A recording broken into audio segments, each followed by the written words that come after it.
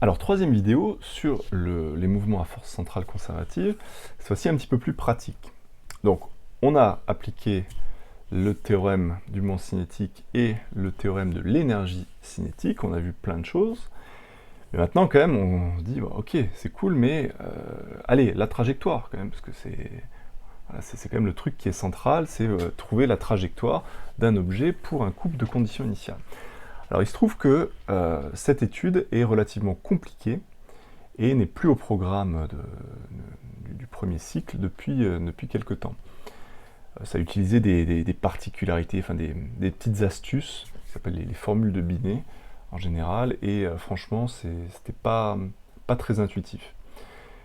Donc malgré ça, on ne va pas mettre à la poubelle les trajectoires, on va utiliser l'outil informatique que maintenant vous maîtrisez de mieux en mieux et quasiment parfaitement. Donc en fait, ce qu'on va faire, c'est qu'on va demander à l'ordinateur de résoudre les équations qu'on va obtenir à partir du principe fondamental de la dynamique, qui est ce qu'on utilise le plus souvent pour trouver les trajectoires des objets. Alors, on va prendre un exemple. On a beaucoup parlé de Thomas Pesquet ces derniers temps, donc on va prendre comme exemple l'ISS. Et si on regarde sur Internet les caractéristiques de la trajectoire de l'ISS, eh bien on trouve par exemple que elle a une vitesse de 26 000 km/h et une altitude de 400 km. Alors 400 km, c'est très peu, hein. Vous avez des satellites qui sont à plusieurs dizaines de milliers de kilomètres. Donc là, on dit que l'ISS est au niveau d'une orbite basse. Pourquoi? Parce que le rayon de la Terre, c'est quand même environ 6400 km. Donc 400 km par rapport à 6400 km, hein, c'est pas très haut. Et on considère souvent que l'épaisseur de l'atmosphère, la convention, c'est 100 km. Donc c'est-à-dire que c'est vraiment juste au-dessus de la limite de l'atmosphère.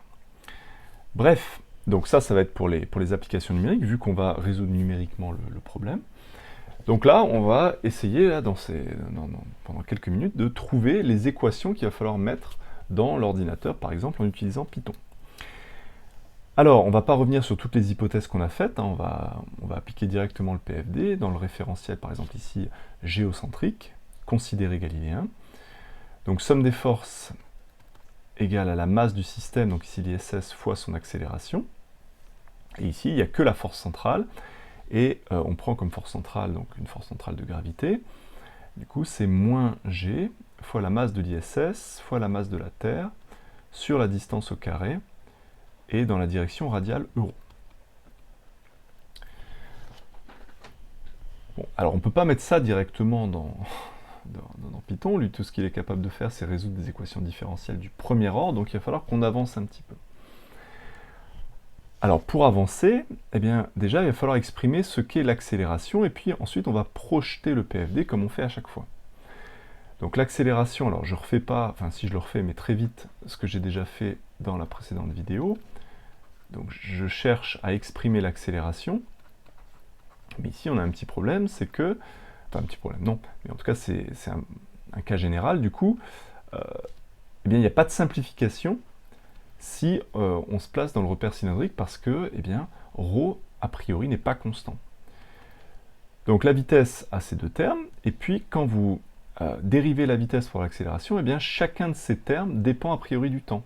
La vitesse radiale peut dépendre du temps, euro dépend du temps, la distance dépend du temps, la vitesse de rotation dépend du temps aussi a priori, hein, ça peut accélérer, et phi dépend du temps. Donc il faut tout dériver. Donc on a déjà fait ça dans le chapitre sur les coordonnées cylindriques, donc je vais relativement vite. Voilà, donc ça c'est les deux termes de là. Ensuite je vais faire les trois termes qui viennent de là. Phi plus ρ phi point point e phi plus, ensuite la dérivée de e phi, ça fait phi point fois moins euro. Donc je l'écris direct, moins ρ phi point carré euro. Et donc on voit que l'accélération a deux composantes, bah, c'est logique, hein, on a un mouvement qui est plan, on l'a dit depuis le début. Donc la composante radiale, qui est ρ point point moins ici ρ phi point carré, et la composante orthoradiale, qui est donc trois termes, qui est composée de trois termes. Ici, ces deux termes, je peux les mettre ensemble, donc plus 2 ρ point phi point, plus ρ fois l'accélération angulaire phi point point. Voilà. Donc, je peux projeter le PFD sur euro et EFI. Donc, sur euro, je vais avoir donc à gauche moins g fois la masse de la Terre sur rho carré, et à droite, donc, rho point point moins rho phi point carré. Et sur EFI, eh bien, pour la force, il n'y a pas de composante selon EFI, donc 0 est égal à 2 rho point phi point plus rho phi point point. Voilà. Ouh là là que ça a l'air compliqué. Et effectivement, ça l'est. Donc là, très clairement, pour obtenir la trajectoire à partir de ça... Alors, d'un autre côté, on n'a pas utilisé, par exemple, la constance du moment cinétique. Donc en fait, les astuces consistent justement à essayer d'utiliser pour simplifier des trucs et obtenir des trucs qu'on peut résoudre. Bon, là, clairement, on ne peut pas le résoudre à la main. Mais, il n'y a aucun souci avec l'ordinateur. Le seul souci pratique, c'est que, comme je l'ai dit tout à l'heure, Python, tout comme les autres logiciels de calcul numérique, sont capables de ne résoudre que des équations du premier ordre. Donc, il faut traduire ce système de deux équations à deux inconnus, donc sur rho et phi, en 4 équations du premier ordre, avec donc 4 inconnus. Donc pour ça, c'est pas très compliqué. Il suffit d'utiliser les grandeurs intermédiaires que sont rho point et phi point. Voilà, donc rho point, par exemple, je vais l'appeler V-rho, et phi point, je vais l'appeler ici, je vais l'appeler phi p. Donc c'est bien la vitesse angulaire, c'est pas phi. Du coup, quand je réécris ça, eh bien ça fait moins gmt sur rho carré est égal à rho point point, mais du coup c'est v rho point, moins rho fois phi point carré, c'est-à-dire fois phi point au carré. Et ça, du coup, ce n'est qu'une équation du premier ordre. Donc je fais passer ce terme-là de l'autre côté, hop, et ça me donne donc phi point en fonction de rho et phi point. Deuxième terme, donc 2 rho point, alors rho point donc c'est v rho, fois phi point c'est phi p, plus rho fois phi point point, c'est-à-dire c'est la dérivée de phi p. Et donc là aussi, eh bien, ça me donne en fait une équation différentielle du premier ordre, ici sur phi p. Donc si je réécris ça pour pouvoir facilement le traduire dans Python, eh bien ça va me donner phi rho point est égal à moins gmt sur rho carré plus rho fois phi p carré, et phi point p qui est égal à 1 sur rho fois moins 2 v rho phi rho, phi p, pardon. Voilà. Donc, deux équations du premier ordre, plus deux équations du premier ordre ici, ça fait donc bien 4 équations différentielles du premier ordre. Donc on va pouvoir le résoudre, ce système. Il suffira de traduire ces 4 équations différentielles. Donc c'est ce que j'ai fait. Alors je l'ai fait ça ici. Voilà. Donc, je ne vais pas revenir sur la syntaxe, hein, mais donc c'est cette ligne-là qui traduit les quadifs. Donc là, vous retrouvez du coup la première ligne. Là, vous retrouvez la deuxième ligne. Et ça, donc, ce sont les deux termes qui correspondent à ces deux lignes. Donc, rho point, c'est v rho, phi point, c'est phi p. Donc, c'est bien ça. Hein. Là, c'est rho point, c'est v rho, et phi point, c'est moi ce que j'ai appelé dans le programme phi point. Voilà. Alors ensuite, j'ai un petit peu triché parce que toujours le problème, quand vous faites une simulation, c'est savoir l'échelle de temps. Et donc j'ai utilisé ici la période officielle, la période, on va dire, tabulée de l'ISS. Et donc je lui demande de faire les calculs sur une période et demie.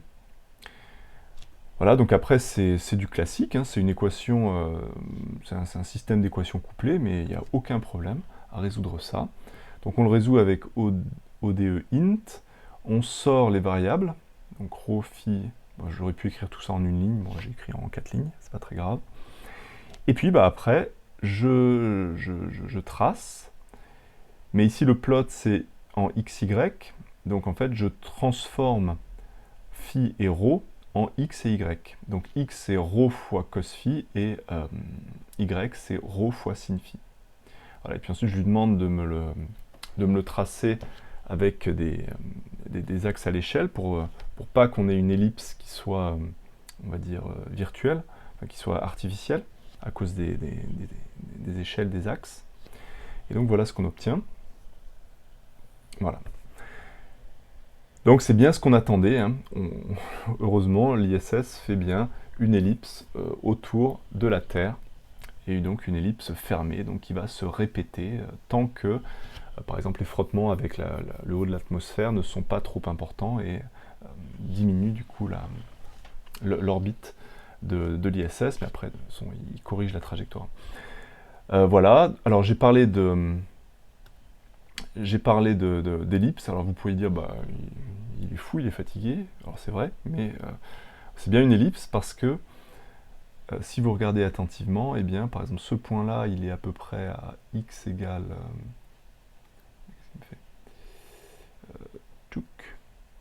6,8 à peu près, 10 puissance 6, et celui-là,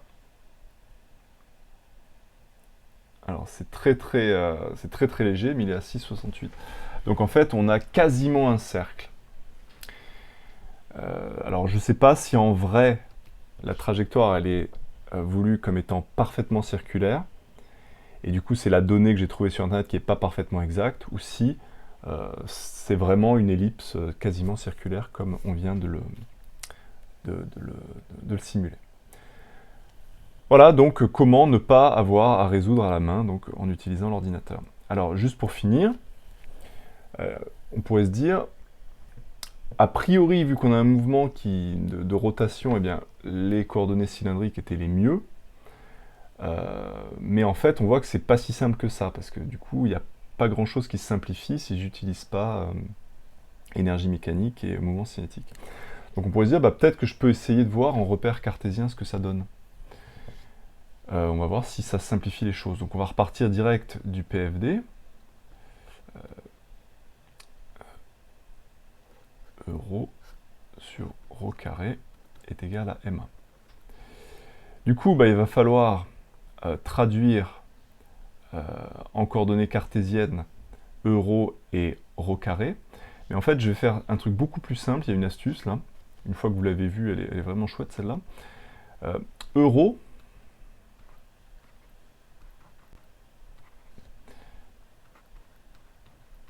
hop. Donc c'est la direction et le sens positif entre O et M. Du coup, c'est un vecteur unitaire, donc je peux également l'exprimer comme étant OM sur la distance OM. Puisque ça a la bonne direction, le bon sens, le vecteur OM, et puis si je divise par sa norme, ça fait bien un vecteur unitaire, donc c'est bien euro.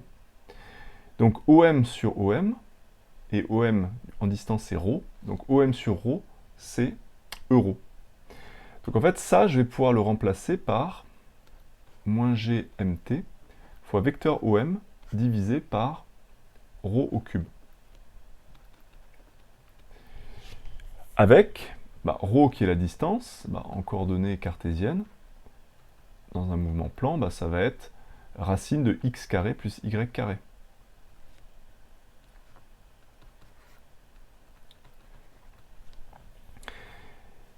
Alors, pourquoi j'ai fait cette astuce? C'est parce que, du coup, je peux tout de suite projeter sur x et y. Ça me fait moins gmt sur ρ au cube, c'est-à-dire sur x carré plus y carré. Donc là, c'est la racine, donc c'est puissance 1,5, et puisque c'est au cube, donc c'est puissance 3,5. Et lorsque vous projetez OM sur x, OM ici, c'est pas un vecteur caractéristique, comme ici, euro. OM, c'est pas caractéristique des coordonnées cylindriques. Donc en fait, OM, je peux aussi bien l'exprimer en coordonnées cylindriques qu'en coordonnées cartésiennes. Et donc quand je projette OM sur x, ça fait justement la quantité x. Et le vecteur accélération, quand je le projette sur x, bah, ça fait, par définition, sa composante ax. Je fais pareil sur y.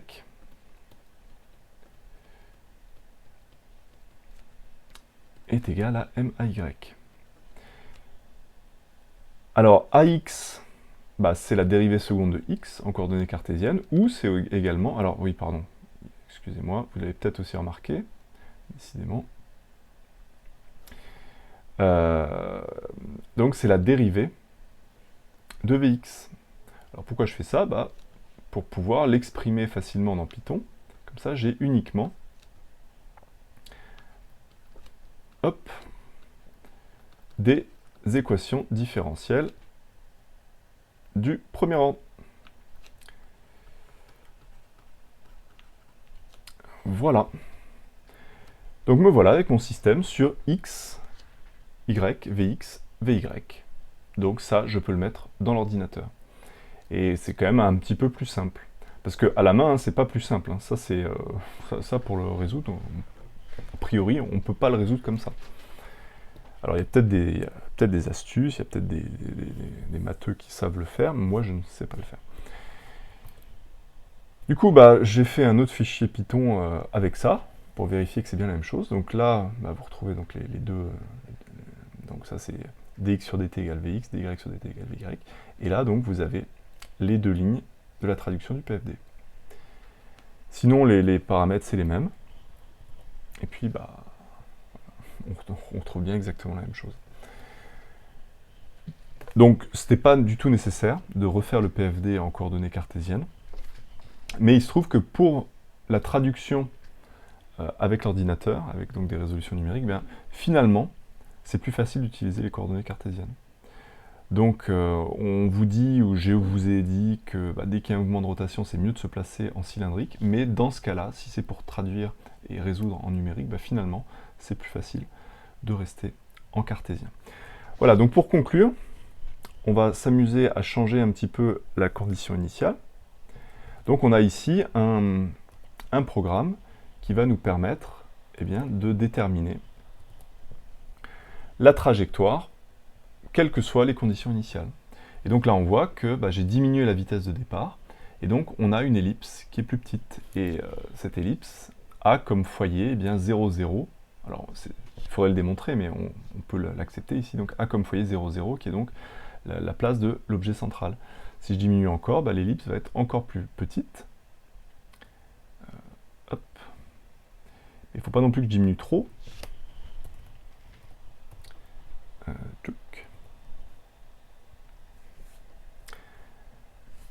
Voilà, bon, j'ai quelques petits zigouigouis de la résolution numérique.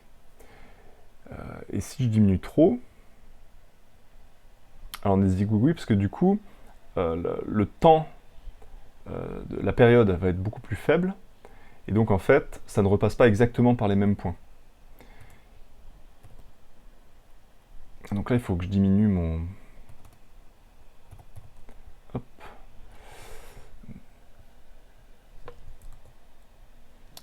Ah mince, j'avais effacé. Voilà, donc là, on a toujours une ellipse, mais on voit que vraiment, ça frôle l'objet central. Donc là, on a une ellipse qui est beaucoup plus écrasée. On dit que son excentricité est beaucoup plus importante. Et puis, bon, on pourrait continuer comme ça. Alors, on peut aussi faire le contraire, c'est augmenter la vitesse pour voir ce que ça fait. Mais là, par contre, on va avoir un problème, c'est que bah, plus l'ellipse est grande, et bien plus le temps que ça met pour faire une révolution, donc la période, va être très importante. Donc il va falloir énormément augmenter le Tmax du linspace. Hop.